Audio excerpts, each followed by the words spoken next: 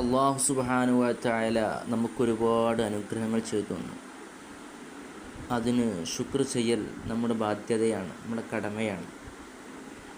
നമ്മളൊന്ന് താഴോട്ട് നോക്കിയാൽ എത്രയോ ആളുകൾ ഒരു നേരത്തെ അന്നം, അല്ലെങ്കിൽ ഒരു നേരത്തെ വസ്ത്രം, അല്ലെങ്കിൽ ഒരു നേരത്തെ പാനീയം, ഒരു ഉറക്കം, ഇങ്ങനെ തുടങ്ങി പലതും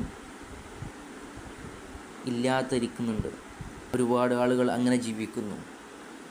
നമ്മളെ സംബന്ധിച്ചിടത്തോളം എത്ര അനുഗ്രഹമാണ് നമുക്ക് അല്ലാഹു തന്നത്.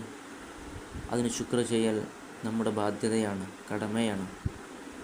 അല്ലാഹു സുബ്ഹാനഹു വ തആല പറയുന്നുണ്ട്, ലഇൻ ശകർതും ലഅസീസന്നകും വലഇൻ കഫർതും ഇന്ന അദാബി ലശദീദ്. തീർച്ചയായും നിങ്ങൾ നാം ചെയ്ത അനുഗ്രഹത്തിന് നന്ദി ചെയ്താൽ നിങ്ങൾക്കത് വർദ്ധിപ്പിക്കും. ചിലപ്പോൾ അപ്പം തന്നെ വർദ്ധിപ്പിക്കണമെന്നില്ല, ചിലപ്പോൾ കുറേ കാലങ്ങൾക്ക് ശേഷം, അല്ലെങ്കിൽ അല്ലാഹു സുബ്ഹാനഹു വ തആല നിങ്ങൾക്ക് ഖൈറായത് വർദ്ധിപ്പിച്ചു തരും എന്നുള്ളതാണ്.